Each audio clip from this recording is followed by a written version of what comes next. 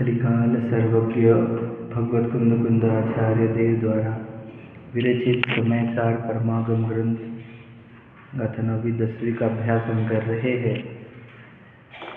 आचार्य कुंद इस ग्रंथ के माध्यम से हमें हमारी सत्ता, हमारी वस्तु, हमारी पहचान कराना चाहते हैं, क्योंकि समस्त विश्व में सबसे महान वह चेतन वस्तु है जो हम हैं।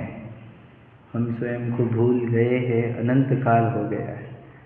जो शरीर पूर्व कर्म से प्राप्त होता है उसी के अंदर सम्मोहित हो जाते हैं और उस संयोगों को अपने मानने लग जाते हैं और इन सब चीज़ों के कर्ता और भोक्ता मानते हैं।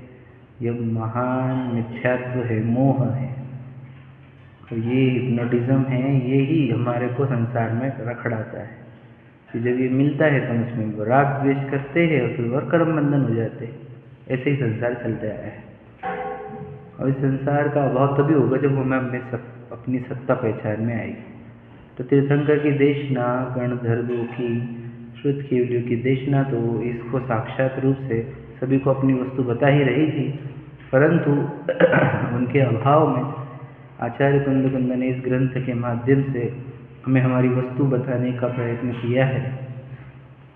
और जो वो इस जिन शासन पे फिदा क्यों हुआ है, यह समय सार जी पर क्यों रिझा है, तो उसका कारण ही ये है कि उसको ये समय सार जी पढ़कर अपनी वस्तु पता चल गई।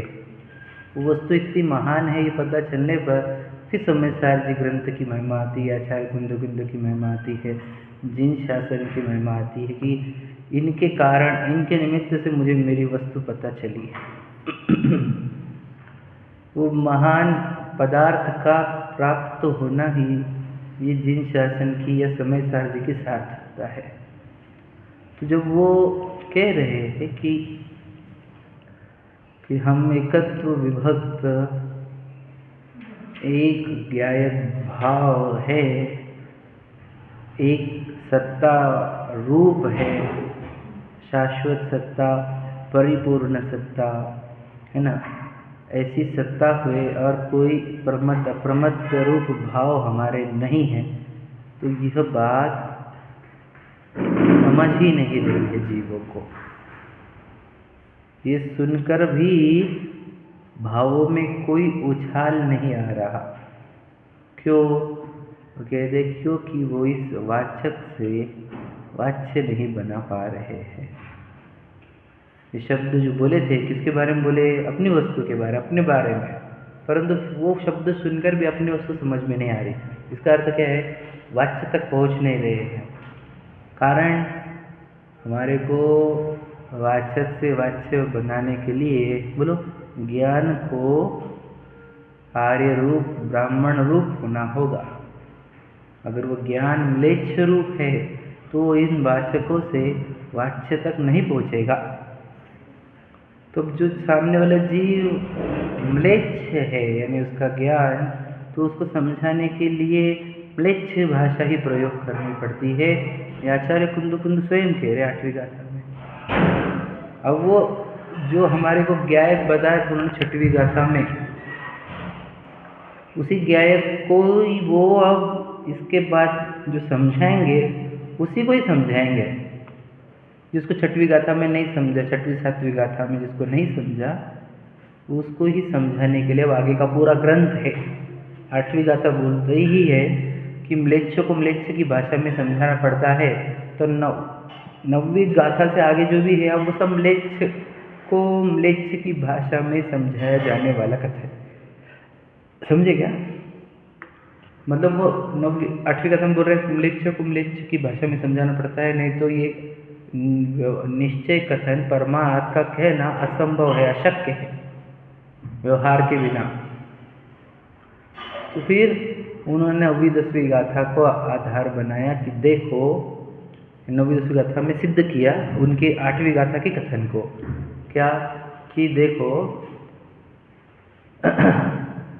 कि श्रुत केवली जो होते हैं वो श्रुत ज्ञान से सिर्फ अपने ज्ञायक का ही अनुभव करते हैं, स्वसंवेदन करते हैं, जानते हैं। यह श्रुत केवली। अब समझा क्या? बोले नहीं समझा। फिर बोले कि देख जो द्वादशांग को जानते हैं वो श्रुत केवली। अभी क्या हुआ, अभी देख ऐसा कहना पड़ता है, तुझे पहला समझा नहीं तो समझ में आया।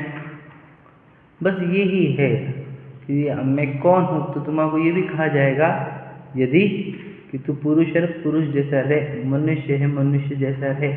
तो क्यों हो, क्योंकि तेरा ज्ञान वैसा है, तो वैसे उपदेश भी मिल सकते हैं। समझे कि नहीं?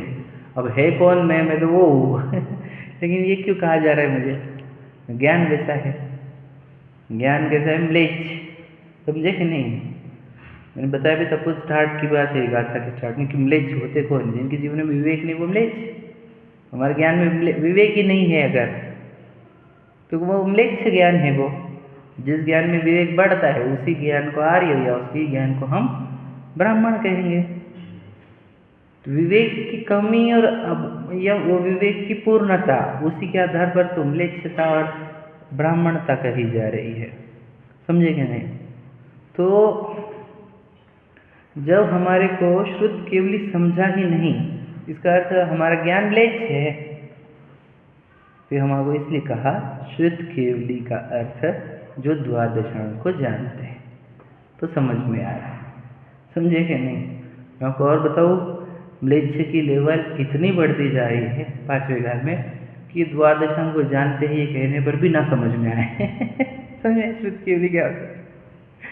कितने जनों को द्वादशांग वर्ड भी पता नहीं है।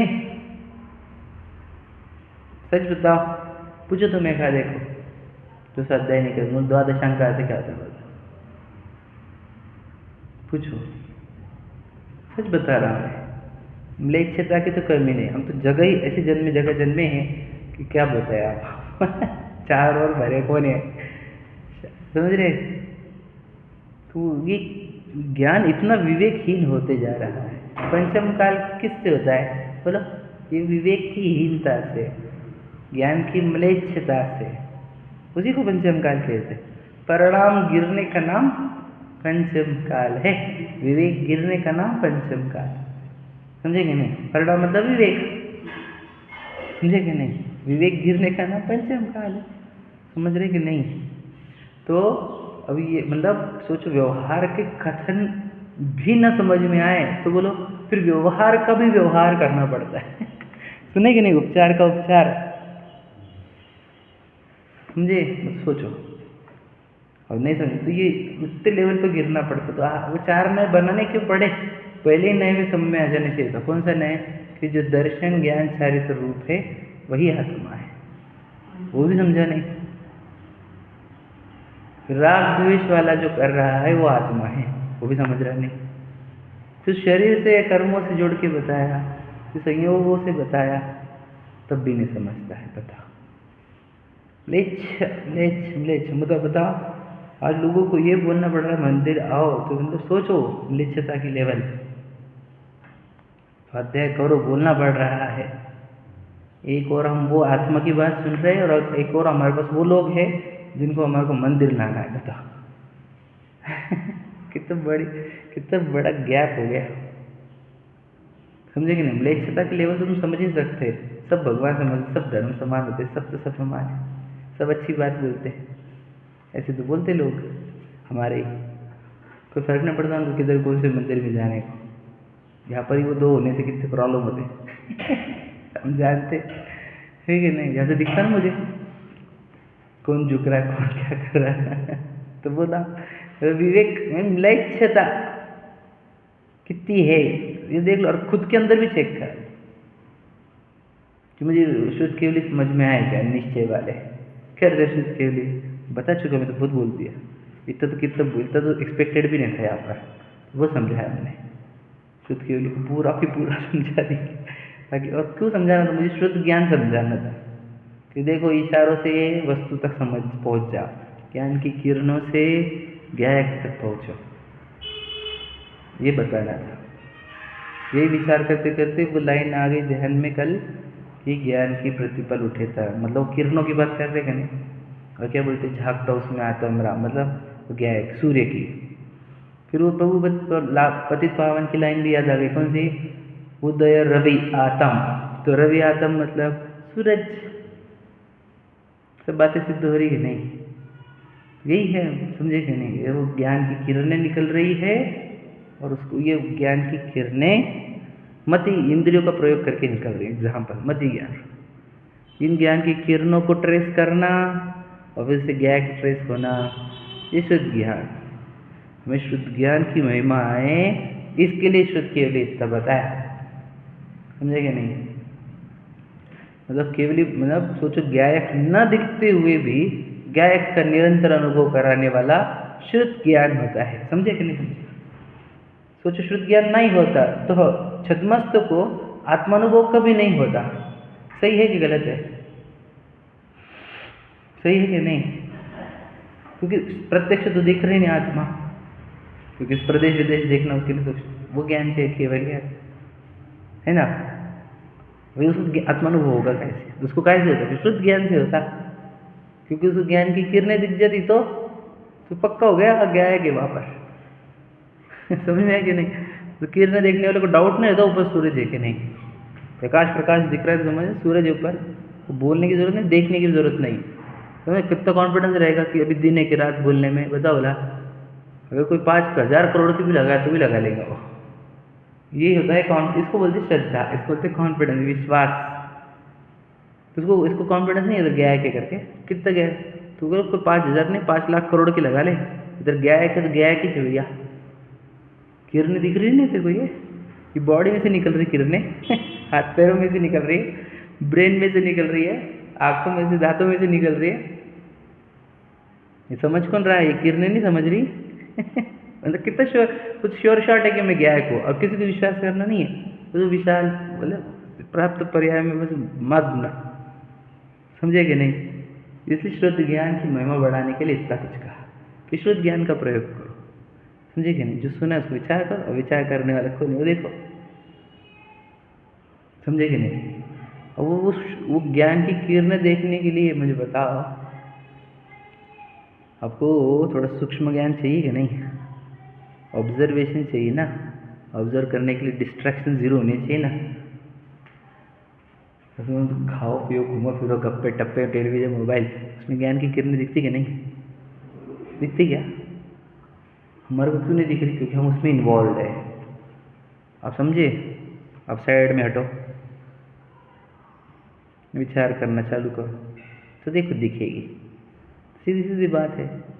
क्यों एकांत पसंद होता है उन लोगों को, वो जो ज्ञानी होते हैं, समझे क्या नहीं? जंगल क्यों लगते हैं उनको, पहाड़ क्यों लगते हैं? समझो जरा, बात को गहराई से समझना होगा, है ना? मर्म को अपने अंदर उतारो, ऊपर ऊपर से कुछ नहीं होगा। ठीक, चलो आगे का पढ़ते हैं। कल जो प्रश्न आया था वो पढ़ लेते हैं, अपन पढ़ लिए थे वैसे प्रश्नोत्तर पहले भी बार पढ़ लिए थे अपन ने, है ना? उत्तर पढ़ रहा हूँ नीचे में 101 पर लास्ट।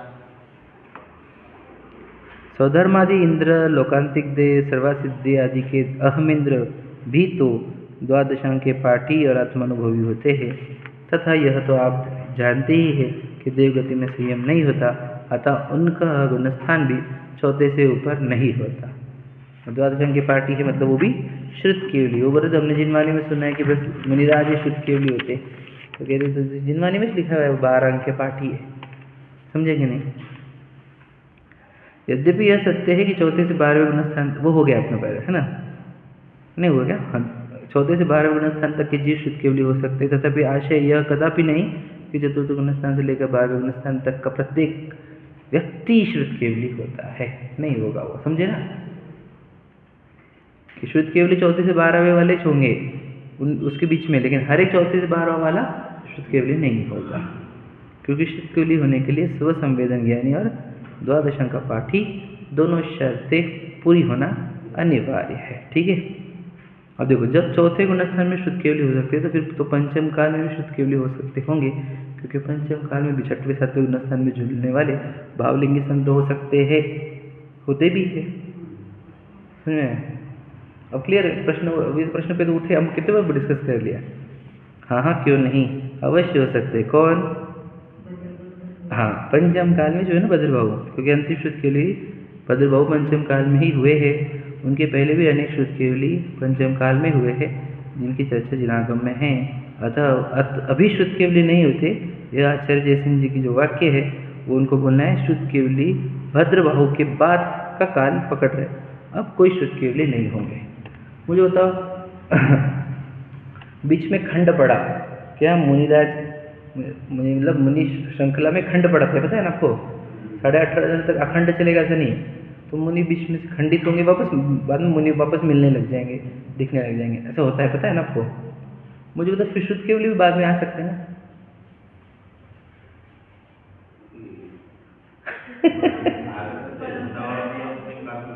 नहीं, गलत बात।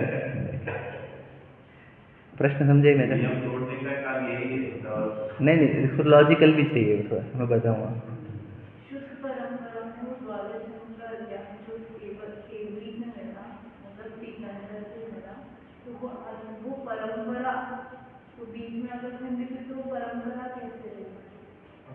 वो तो जिनवानी के माध्यम से, मैं मुनिराज का कह रहा हूँ। मतलब भी कुछ काल में मुनि रहेंगे, फिर कुछ दिनों तक नहीं रहेंगे, फिर वापस से मुनि होने लगेंगे, ऐसा होता है। ये सुना है क्या आपने? हाँ, इसलिए मुनिराज हो सकते हैं 18.5 साल तक, गैप भी पड़ सकता है, वापस भी होने लग जाएंगे, गैप पड़ेगा फिर होने लग जाएंगे, लेकिन शुद्ध केवली नहीं होंगे। शुद्ध केवली तो तीर्थंकरों से सुना होना चाहिए, पूरे 12 अंग सुने होने चाहिए, समझे कि नहीं? तो 12 अंग सुने नहीं हो तो कैसे शुद्ध केवली हो जाएगा? समझे कि नहीं? हाँ, सुना नहीं रहता। हाँ, वही बोल रहे हैं, समझ रहे ना? इसलिए वो ज्ञान, वो शुद्ध ज्ञान एक शुद्ध केवली नहीं हो गया आगे चल के, इसलिए भद्रभाव के बाद कोई शुद्ध केवली नहीं। मैं आपको बताऊँ, सुनो, ध्यान सुनो, एक मिनट में ना, आप मेरे तो होने दो, फिर आप बोलो। भद्रबाहु अंतिम शुद्ध केवली, उनके जाते ही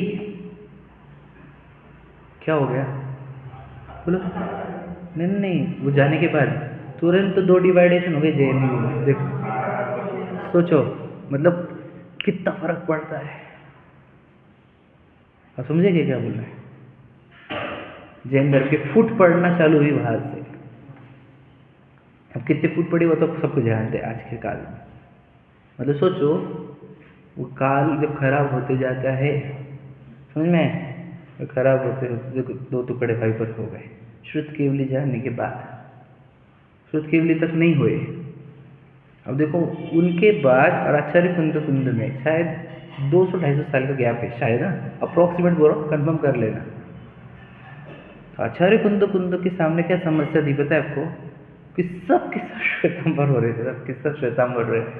इजी आचरण था, आप समझे? और उसी को प्योर जैन धर्म मानने लग गए थे लोग, कि वो भी जैन धर्म है, वो भी जैन धर्म। उसे आचार्य कुंद ने जो लिखा, धड़ इतना लिखा, नग्गो ही मोक्ष मग्गो, मोक्ष मार्ग क्या बोला उन्होंने? देखो, उनके शिष्य बोल रहे समुद्र ज्ञान चारित्राणी मोक्ष मार्ग, और आचार्य कुंद कह रहे नग्नता ही मोक्ष मार्ग है। बताओ, उनका उद्देश्य अलग था कि नग्न हो बिना मोक्ष मार्ग कैसे है तुम्हारा? तो सोचो वो काल कैसा था। मैं तो कुछ बता, मैं इतिहास पढ़ के मेरे को इतनी मजा आती है ये सब चीज़ों को देखते हुए। आचार्य कुंद क्या भावना चल रही होंगी वो टाइम पे लिखते हुए, समझ रहे? तो भद्रबाहु आचार्य जब जा रहे थे, जिनको अंग का थोड़ा ज्ञान था, श्रुत केवली थे, सोचो, उनके बाद कम होते गया। 12 अंग का ज्ञान के धारक जब तक थे तब तक जैन धर्म डिवाइड नहीं हुआ, समझे कि नहीं? तो ये फर्क पड़ता है, समझे कि नहीं? और बाद में फिर डिवाइड अब देखो कितने हो गए, अब समझे कि नहीं? अब हर संघ का अलग फॉलोअर्स है, आप समझे कि नहीं? एक जैन धर्म के कितने टुकड़े हो गए। अब ओरिजिनल कौन सा, इस पर तो शंका खड़ी कर रही है, उनका सही नहीं हमारा सही बताओ कैसे करे, बताओ? और वो अभी भी सिद्ध कर रहे कि हम अच्छे, और अभी भी संख्या उनके पास ही है। और अगर हम जिनवानी नहीं पढ़ रहे, पाठशाला नहीं पढ़े बच्चों को, तो अपने बच्चे भी जा जाएंगे, याद रखना। उन्हें ईजी वाला है वो, ये कुछ भी समझे? उसके रीज़न भी बताऊँ कभी बाद में, चलो। तो ये भद्रबाहु की बात कोई नहीं। देखो, अभी शुद्ध केवली नहीं होते। अब यहाँ से बहुत इंपॉर्टेंट पॉइंट है, देखो, यह कथन से यह अर्थ नहीं निकालना कि अभी स्वसंवेदन के बल से आत्मानुभव भी नहीं होता, यह ठीक नहीं है। समझे क्या? मुझे देखो शुद्ध केवल नहीं होते ना, तो आत्मानुभव भी नहीं होता, स्वसंवेदन ज्ञान भी नहीं होता, ऐसा अर्थ निकालते हैं। निकल रहा है, बोला जा रहा है, अभी शुद्धोपयोग संभव नहीं है। अब इसे शुभ उपयोग कर सकते हो तुम। मतलब कौन बोल रहा है? मुझे समझ ना, जिसको सबसे महान माना जाता है जैन धर्म में, वो उनका संघ बोलता है आत्मानुभव नहीं होता है अभी, सिर्फ शुभ उपयोग हो सकता है अभी। इसलिए ज़्यादा से ज़्यादा शुभ में रहो, पुण्य संचय करो, बाद में धर्म करना, ये उपदेश है। समझे कि नहीं? अभी शुद्धोपयोग नहीं होता, ऐसा उनको कहना है। देखो कितना अच्छा लिखा बात दादा ने। इसलिए अभी निश्चय शुद्ध केवली भी होते हैं, यह भी ठीक नहीं है। ठीक है, जब बद्भाव के बाद कोई शुद्ध केवली हुआ ही नहीं, तो अभी भी भाव शुद्ध केवली होने की बात कहाँ टिकती है? इसी प्रकार जब पंचम काल के अंत तक, देखो ध्यान से लॉजिक क्या दे रहे हो, भावलिंगी मुनिराज आरिकाय एवं सम्यक दृष्टि अनुवृत्ति श्रावक श्राविकाय होना सुनिश्चित है, तो फिर अभी स्वसंवेदन रूप आत्मज्ञान का अभाव कैसे हो सकता है? जब जुनवानी में लिखा है कि 18,500 साल अपने पूरे पंचम काल के अंत तक मुनि आरिकाय श्रावक श्राविकाय रहेंगे, तो फिर आत्मानुभव भी नहीं, अभी पंचम काल में आत्मानुभव नहीं होता है, ये बात कैसे सिद्ध होगी ये बताओ? तो वो क्या बोलते हैं, तो उनका लॉजिक, आत्मा मुनि आरिका श्रावक श्राविका बनने के लिए आत्मानुभव की जरूरत नहीं है ये लॉजिक है उनके। नियम लो और नियमों का पालन करो तो हो गए मुनि आरिका श्रावक श्राविका। समझे? ऐसे तो लॉजिक है। इसका कारण बोलो, सिर्फ ज्ञान की म्लेच्छता है। मेरे जैसा साधारण जीव अगर जिनमारी का अभ्यास करके ज्ञान अच्छा से कर सकता है, वो तो कितना कर लेना चाहिए उन्होंने अभी तक। उनको दिन रात वही काम है, लेकिन वो काम नहीं कर रहे हैं जो कर रहे हैं दूसरे चले। फिर तुमने करना पंचकरण, हम करवाएंगे, तो अब तुम पंचकरण करोगे तो ये आत्मा की सूक्ष्म बातें कौन समझेगा? समझाएगा कौन? ये प्रोग्राम तुम कराओगे, विधान आदि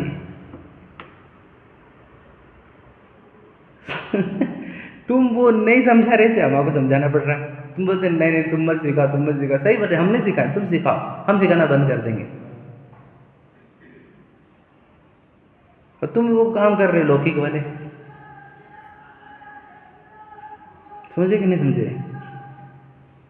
अब ये बात पढ़ोगे तो क्लियर कट समझ में आएगा। देखो दादा ने क्या लॉजिक दिया, यद्यपि यह सत्य है कि पंचम काल के अंत तक भावलिंगी मुनिराज एवं ज्ञानी श्रावक होंगे, पर इतने मात्र से किसी व्यक्ति विशेष को ज्ञानी श्रावक या भावलिंगी संत तो नहीं माना जा सकता, क्योंकि उसमें अपने पद के अनुरूप सभी पात्रताओं का होना भी तो आवश्यक है।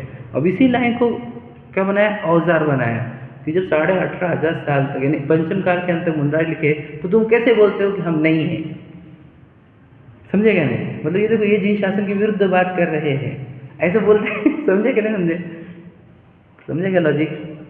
जब शास्त्र में लिखा है कि यानी पंचम काल के अंत तक रहेंगे, तो फिर देखो अभी है तो भी बोलते नहीं है नहीं है नहीं है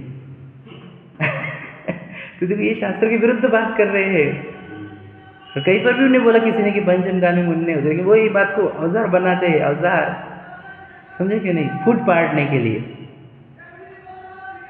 और देखो लिखा है शास्त्र में अंतम है, तो इसका अर्थ है कि कुछ भी किसी को भी मुनि बोले जाएंगे, किसी को भी श्रावक बोले जाएंगे, अपने पद के योग्य लिखा है। देखो आपके पद के अनुरूप सभी पात्रताओं का होना भी तो आवश्यक है। समझे कि नहीं? आगे देखो, पर जो ये मानते हैं, बहुत अच्छी लाइन है ये, मेरे को बहुत पसंद आई। देखो, पर जो यह मानते हैं कि इस समय आत्मानुभव स्वसंवेदन ज्ञान हो ही नहीं सकता, उन्हें तो आत्मानुभव होने का प्रश्न ही पैदा नहीं होता जो खुद ही बोल रहे हैं कि अभी आत्मानुभव नहीं होता, स्वसंवेदन नहीं होता, मतलब उनको होने वाला है क्या?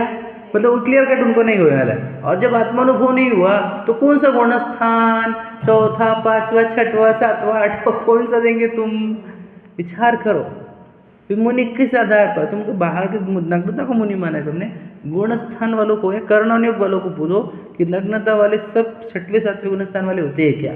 तो ये सब तिर्यंचों को भी बोलना पड़ेगा तुमको। समझे कि क्या कहा? समझे जरा, तुम नग्नता का आधार बनाए, मैं तिर्यंच को दे दिया पीछे का मंडल, तो वो मुनि हो जाएगा? बुरा मतलब ना एकदम सच्चाई है जो बोल रहा हूँ। गुणस्थान बढ़ते खाए से बता, बाहर के शरीर के स्वांग से, शरीर की एक्टिविटी से गुणस्थान बढ़ते। अगर बढ़ते तो मैं बहुत सारी अच्छी एक्टिविटी कर लूँगा, फटाफट गुणस्थान बढ़ाऊँ मेरा। शरीर की एक्टिविटी से थोड़ी बढ़ते गुणस्थान, कौन समझेगा? वही दिक्कत है, म्लेच्छ ज्ञान है। शरीर के लेवल तक ही पहुँचा है ज्ञान उनका, जैसे शरीर के चेंजेस कर करके लग रहा है गुणस्थान चेंज होगा। भावों का खेल पता ही नहीं, परिणाम अभिप्राय क्या होते कुछ नहीं पता, समझे कि नहीं? ऐसे सच्चाई है ये।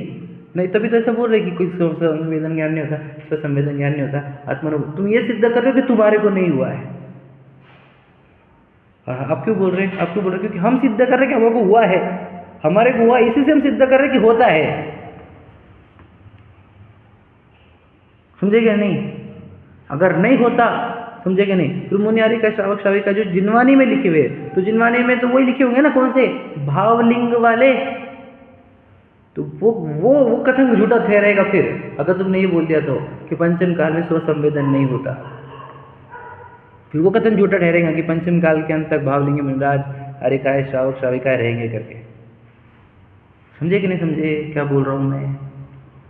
ये सब गड़बड़ घोटाले सब। इसे समझना बहुत जरूरी है इन चीज़ों को, कि जब तक तुम समझो कि नहीं आत्मानुभव नहीं होता, तो कैसे बोल रहे हो तुम? किस बात से बोल रहे हो ये बताओ? कौन सी कहाँ पे पढ़ लिया तुमने ये बताओ हमारे को? आत्मानुभव नहीं होता। अब मैं एक पहले भी बोला था, एक बहुत सालों पहले यहाँ पर इस अध्याय में बोला था कि नहीं होता भैया, नहीं होता भैया। मतलब तुम ये मत बोलो तुम्हारे को नहीं हो रहा ये बोलो, मुझे नहीं होता ये बोलो। भैया पॉसिबल नहीं है ये सब तुझे पॉसिबल नहीं है ये बोल। बहुत जनों को पॉसिबल हुआ है।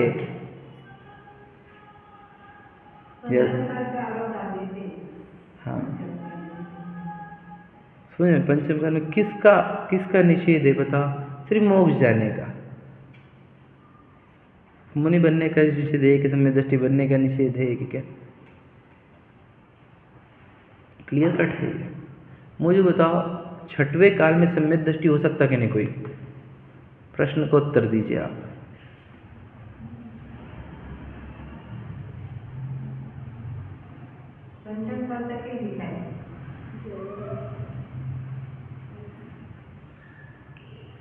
कोई बोलने का कुछ सुनसान हो गया सब माहौल। बोलो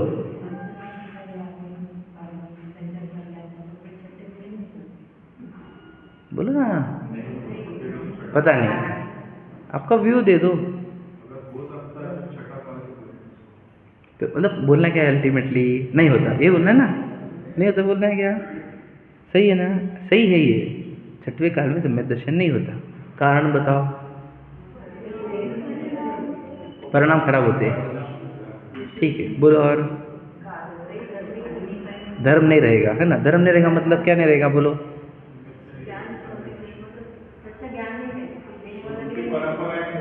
परंपरा नहीं रहेंगी मतलब क्या? बराबर बोलते जाओ, बोलते जाओ, उसको आगे बढ़ाओ।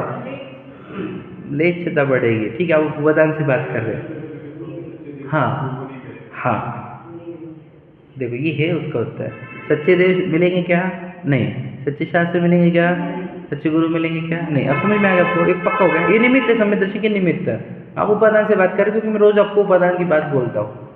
निमित्त तो नहीं, ये निमित्त है ना सच्चे देव शास्त्र गुरु। अब आप मुझे किसके मालूम पड़ेगा? क्योंकि मुझे जिनवानी पड़ी, समझे कि नहीं? तो वहाँ पर रहेंगे क्या सच्चे देव शास्त्र गुरु? नहीं। समझ में क्लियर हो रहा है? देखो मैं बहुत अच्छा कंक्लूजन देने वाला हूँ, जो कहीं पे लिखा हुआ नहीं है वो मैं बता रहा हूँ। वहाँ पे सच्चे देव शास्त्र गुरु नहीं ना, नहीं है ना, तो भी सम्यक दर्शन हो रहा है क्या? यहाँ पर है कि नहीं? मतलब क्या अभी होगा समझे कि नहीं? भाई कैसे सिद्ध कर रहे हो तुम कि पंचम काल में सम्यक दर्शन नहीं होता? फिर इसको छठा काल बोल दो फिर तुम। समझा कि नहीं? क्यों मेरे को इतना घुमा के बोलना पड़ा आपको? पंचम काल में नहीं होता, आत्मानुभव नहीं होता, आत्मानुभव। ये केस क्या नहीं होता? समय सार जी अगर आपके पास है और आपके हृदय में समय सार जी है तो दुनिया की ताकत नहीं आपको सम्यक दर्शन रोकने की। वो गीत बिना वजह लिखा नहीं है, गायक उसके लक्ष्य में आवे जो पढ़ ले एक बार समय सार। समझे कि नहीं? जिसने इसको दिल से, अपने हृदय से, अपने भावनाओं से पढ़ा, उसको अपना गायक दिखा है, तभी तो समय जी की इतनी महत्व है। तो क्या महत्व है? बाकी शास्त्र में समय जी में अंतर ही क्या है बताओ भला? वही अक्षर है, सेम की सेम, वही ड्राइंग है, चित्रकला है पेपर के ऊपर, वही अक्षरों का चुनाव है। समझे कि नहीं? क्या महत्व है इस ग्रंथ का बताओ? सत्ता बताई है, सत्ता समझ में आई, सत्ता का अहम हुआ, वो सम्यक दर्शन हुआ इसके निमित्त से। समझे कि नहीं समझे? बाकी ग्रंथ को भी महाग्रंथ नहीं बोला गया, कारण सम्यक दर्शन में साक्षात निमित्त नहीं बनते हुए। विचार करो क्या कहना है हमारे। इसलिए कहना कि सम्यक दर्शन नहीं हो सकता, पूरी तरह झूठ है, झूठ। समझे कि नहीं? इसका अर्थ ये होता है कि तुमने समय जी पढ़ा नहीं है। समय जी पढ़ने वालों को भी अगर सम्यक दर्शन ना हो, फिर किसको होगा? हम अब बोलेंगे नहीं, हम भी वचन देखे अब लोगों ने हमारे समय जी को बदनाम करने पे भी तुले हुए। क्या है? देखो कौन बन गया? पढ़ने वाले भी। नहीं पढ़ने वालों ने तो बहुत समय जी को बदनाम किया है, लेकिन पढ़ने वालों ने भी कम नहीं किया है। पढ़ते रहते हैं और आत्मानुभव करने का प्रयत्न नहीं करते। ये कौन सा तुम्हारा पढ़ना हुआ? फिर ये समय जी निरर्थक ठहराएगा तुम्हारी वजह से। देखो कितने पढ़ने वाले हैं लेकिन समय दर्शन नहीं हुआ। तुमने पढ़ा नहीं हो दिल से बेटा, वही बोला ना, हृदय से, ईमानदारी से, ईमानदारी से। जिसको सम्यक दर्शन नहीं हुआ समय जी पढ़ के, उसने सिर्फ एक प्रश्न पूछना खुद को कि मैंने ईमानदारी से पढ़ा था क्या? मैं तो बोला छठवीं गाथा तक ही हो जाना चाहिए था, सब जो होने थे। खोजने वालों को तो उतना ही बस हो गया। अरे इतना याद रखना, मैं बोल रहा हूँ इशारा ही काफी रहता है। यहाँ पर तो पूरा की पूरा इशारों की भरमार है। हर एक क्षण पर अपना गायक दिखाया जा रहा है, अपने हर एक क्षण पर। फिर नहीं दिख रहा, फिर नहीं दिख रहा, फिर नहीं दिख रहा, मतलब तुम कर क्या रहे हो? तुमने रूटीन बनाया या फिर किसी व्यक्ति विशेष को मुख्य रख कर पढ़ते सुनते हो? तुम यहाँ पे गायक को देखने को नहीं, किसी के वचन सुनने को आए हो। और इसके वचन, उनके वचन, ये वचन, वो वचन, ये सब फालतू बने। ये सब तीर्थंकरों की वाणी है, ये बाकी किसी की नहीं है, मेरी भी नहीं है। उन्होंने बताया वो गायक है और ये वो गायक को समझने के लिए निमित्त है। आचार्य कुंद खुद कह रहे कि मेरी वाणी नहीं है, ये केवली श्रुत केवली ने जो कहा है वो लिखूंगा। विचार करो, ये केवलियों के श्रुत केवली की कथा नहीं है, किसी की नहीं, ना आचार्य कुंद के, ना हुकुमचंद जी भारल के, ना मेरे। समझेंगे नहीं? ये किसी के नहीं है भैया, ये सब माल उधर का। उन्होंने तो बोलना सिखाया, उन्होंने तो अक्षर सिखाया है, उन्होंने, वो तीर्थंकर है ये सबके। समझे कि नहीं? ये दुनिया में जितना लिखना पढ़ना है वो सब आदिनाथ भगवान जी का पता है कि नहीं? सब अभी जो चल रहा है इस काल में, ये सब बिजनेस वगैरह भी वहां से चाहे हुए भैया, तुम क्या समझते हो? और ये आत्म कल्याण का मार्ग भी वहां से आया हुआ है। समझना आपको, पंचम काल में नहीं होता, ये बोलना बहुत गलत है, बहुत बड़ा अपराध है। हमको तो कितने लोगों को तुमने वंचित कर दिया, पता है? उन्होंने ऐसा बोला है कि इस काल में शुद्धोपयोग नहीं होता, शुभोपयोग में रहो। मतलब कितने जीवों को ये प्रयत्न करने से भी रोक दिया गया। मुझे बताओ, मैं बताऊँ मेरे हिसाब से ये उन लोगों को मर्डर करने जैसा है। कितने जीवों का मर्डर कर दिया तुमने, उनके मनुष्य भाव का मर्डर कर दिया। किसी भाषा पर सच्चाई है ये मनुष्य भाव मिलता काहे के लिए? स्वयं को पहचानने के लिए मिलता है। और उसी में तुमने उनको बोल दिया कि तू पहचान नहीं सकता खुद को, मतलब काहे के लिए? फिर वो व्यक्ति जिन शासन क्यों लेके आया? सम्यक दर्शन के निमित्त कौन थे? सच्चे देवशास्त्री गुरु, बराबर है। वो सम्यक दर्शन के निमित्त लेकर आया था कि नहीं? वो किसके लिए आया था? मिथ्या दृष्टि बन के मरने को आया था क्या? ये उनकी बात नहीं, खुद की भी बात समझो। जो सम्यक दर्शन के निमित्त लेकर आए हो तो सम्यक दर्शन लेकर जाना चाहिए, तभी तो ये निमित्त सार्थक होंगे, तभी जीवन को सार्थक बोला जाता है।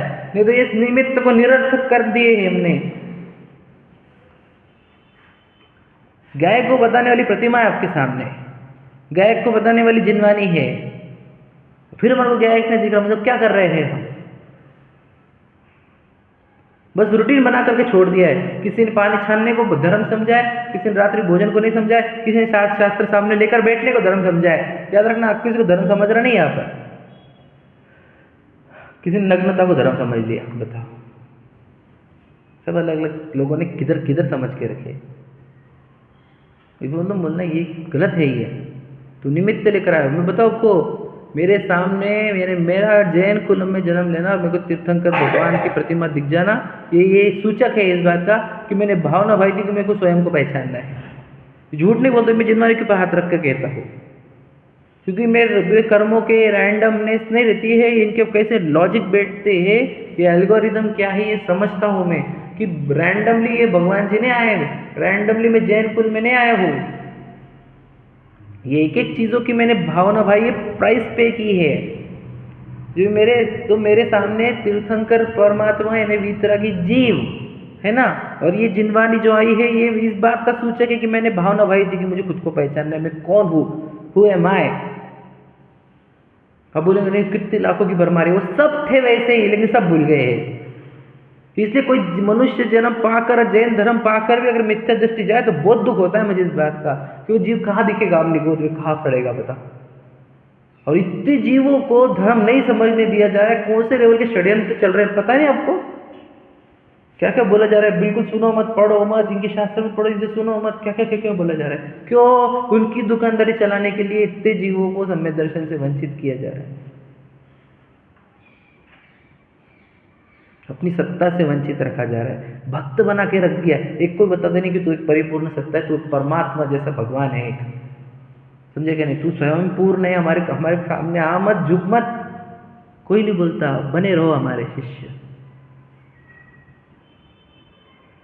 शिष्य बनाने के लिए अलग अलग पैत्र खेलते कि ताकि अपना शिष्य कहीं और ना चला जाए, मतलब शिष्य बनाने पे तुले हुए पूरी दुनिया तुम्हारे को। हम बोल रहे कि तुम भगवान हो परिपूर्ण हो, ये बातों से वंचित रखा नहीं जाना, क्योंकि ये जब सीख लेगा कि मैं भगवान हूं मैं, तो ये मेरी शिष्यता है ना, मेरे पीछे चलने वाले और मुझे देने वाली धनराशि देने वाला बंद हो जाएगा। आपको लगता नहीं होगा, याद रखना, मेरे को तो माइन्यूटली पता है, क्योंकि मेरा निमित्तिक संयोग ऐसा है, मेरे आसपास वो लोग हैं जिनका ये सब रोज का ये काम चलते हैं, कौन कितने किधर दे रहा, कितने रुपए लग रहे, कितने रुपए खर्च हो रहे, सब पता है मुझे, समझे कि नहीं। और फिर कोई आएगा जो धन देने वाले, तो उसको नाम ले लेके बुला के फिर उसको बड़ी बड़ी पदवियां, दानशु, दान भामाशाह, ये वो दे देंगे, तुम्हें पता क्या होता है उसके साथ, उस जीव का मैं बोल नहीं सकता आपको कि कितना बड़ा षड्यंत्र हुआ है कि जीवों के साथ। इसमें भी सब नीचे की बातें हमने आत्मा शब्द बोला ना, वो व्यवहार है, बताओ, हम व्यवहार की बात नहीं करते, सब झूठ बात है ये।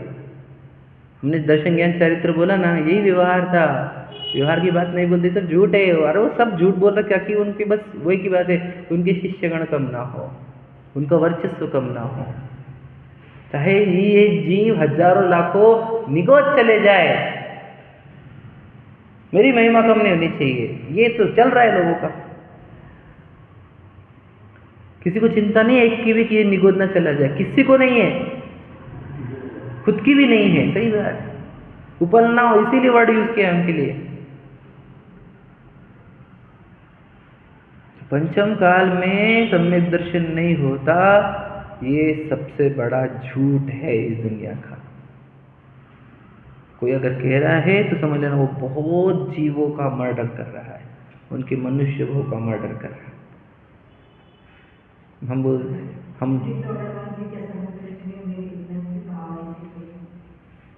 बता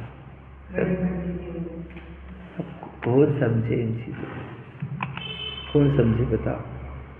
कोई बोलता है क्या खुलेआम क्या भगवान और परिपूर्ण हो, चेतन सत्ता हो, ज्ञायक हो, प्रमद दशा से रहित हो, बोला किसी ने आज तक आपको?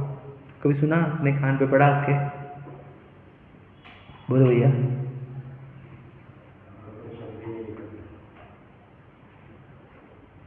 मुझे बोलना है। अब वो क्या बोलते हैं, देखो बोलता हूँ, बहुत अच्छी बात है।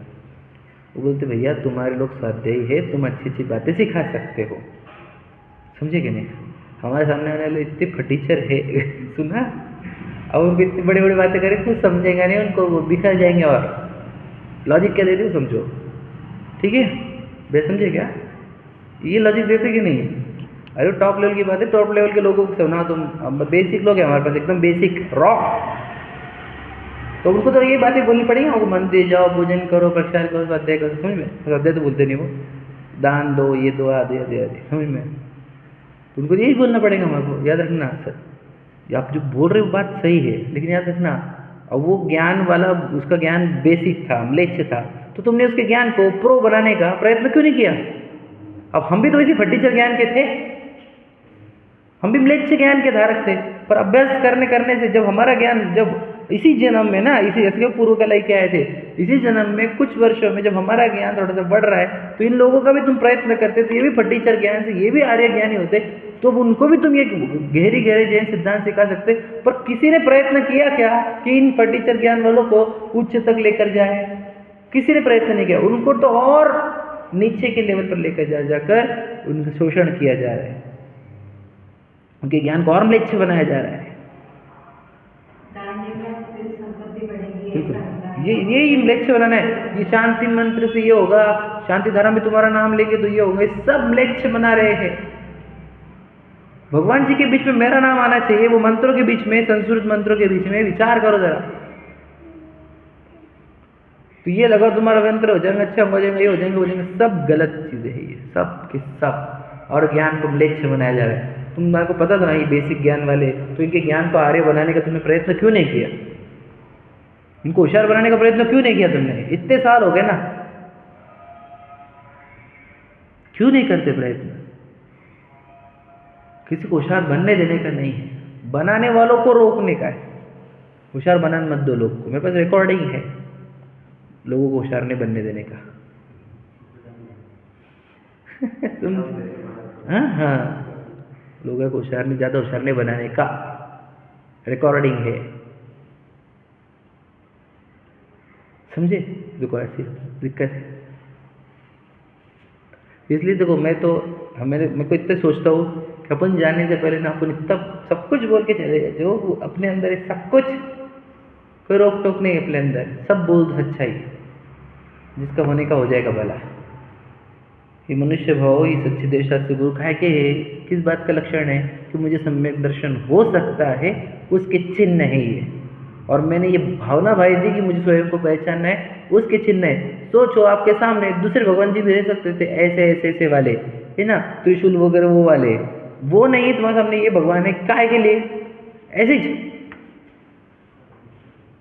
वो बच्चे को लाते ना 40वें दिन, तो क्या बोलना चाहिए हमने? सोचो, मैं तो अभी जो हुआ तो उसको भी मैंने वही बोला था, भैया तो आया लड़ झगड़ के, मनुष्य भाव में आया, जैन धर्म लेकर आया, तो कर लेना पाप, सम्यक दर्शन प्राप्त कर लेना भैया, समझेगा नहीं?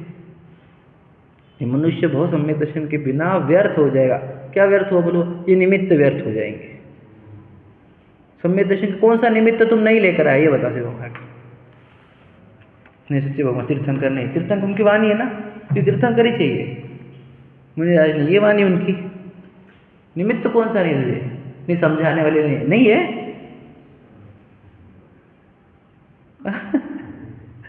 करने का नहीं, हाँ ये बात सही है, ये सही बोल रहा है, तो अब सही बोल रहा है।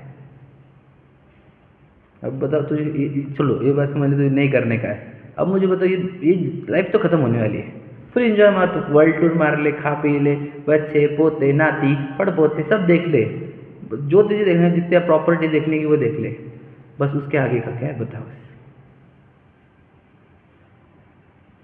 उसके आगे का क्या है? किसने देखा? किसने देखा? तो क्या बोला तुझे? म्लेच्छ ज्ञान का प्रतीक है ये, किसने देखा आगे का? चार गतियां बोलने वाले हम ही नहीं, बोसर बोलते पूरे के पूरे, आत्मा होती है, आत्मा मरती नहीं। विचार करो, जाएगा ना कहीं पे, कहा? विचार करो जरा। मतलब इस भाव के मैं बात कहा जाऊंगा, ऐसा विचार बड़े बड़ों को भी नहीं आ रहे।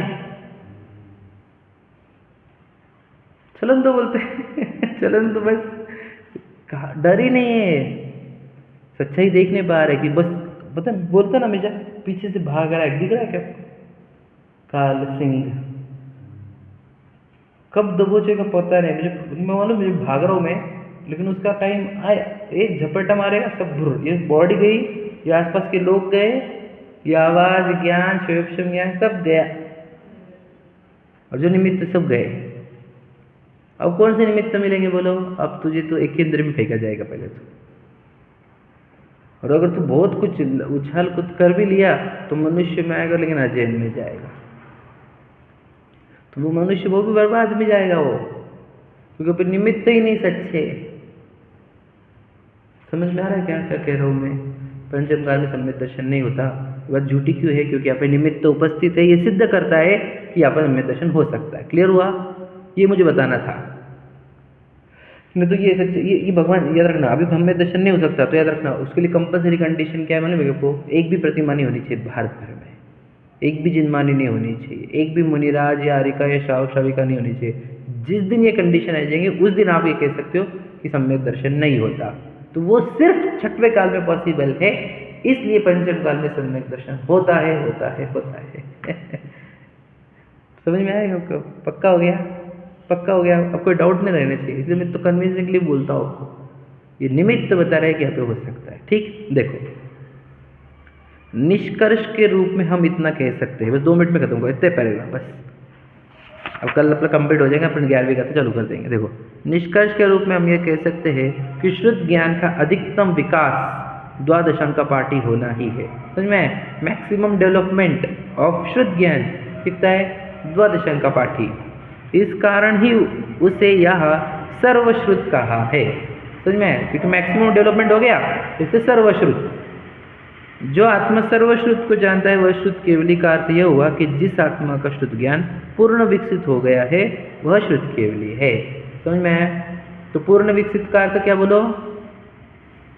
पूर्ण विकसित का अर्थ बोलो, चलो जल्दी से अब कंक्लूडिंग करो। हमारा जो चैप्टर चल रहा है उसके अनुसार जिसका शुद्ध ज्ञान पूर्ण विकसित हो गया वह शुद्ध केवली है।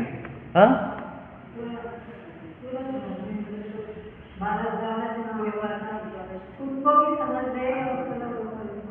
बोलो बोलो अच्छे से बोलो। हाँ, ये है ओरिजिनल वाला। मतलब क्या? शुद्ध ज्ञान इतना विकास कर लिया कि अब मत ज्ञान होता ही नहीं, हर समय शुद्ध ज्ञान चलता है और हर समय गायब दिखते रहता है। समझे क्या? ये एक्चुअल वाला। और फिर उसको व्यवहार से बोलेंगे पूरा द्वादशांग जान लिया, सर्वश्रुद्ध ज्ञान जान लिया। समझा क्या? शुद्ध ज्ञान इतना डेवलप कर लिया मैंने कि अब मुझे समझ में आया कि नहीं, हर समय गायक का अनुभव हो रहा है, एक समय भी गायक का अनुभव छूटता नहीं। क्यों? क्योंकि शुद्ध ज्ञान हर समय शुद्ध ज्ञान ही चलता है। मतलब मैंने खुद को प्रैक्टिस कर करके शुद्ध ज्ञान में ही रहने की प्रैक्टिस करा दी है, तो हर समय शुद्ध ज्ञान, मतलब इतना डेवलप किया मेरा शुद्ध ज्ञान कि मुझे एक समय भी ऐसा नहीं होता जब मेरा शुद्ध ज्ञान एक्टिव नहीं रहता। तो हर समय शुद्ध ज्ञान एक्टिव है, मतलब हर समय गायक का अनुभव है। और शुद्ध ज्ञान इतना एक्टिव होने से ही, यह शुद्ध ज्ञान इतना डेवलप होने से ही उसमें द्वादशांक का ज्ञान भी आ गया है। समझा? ये समझाना, तो ये समझाने के लिए कितने दिन लगे बता, है ना? पर पक्का हो गया। चलो, सहजानंदी।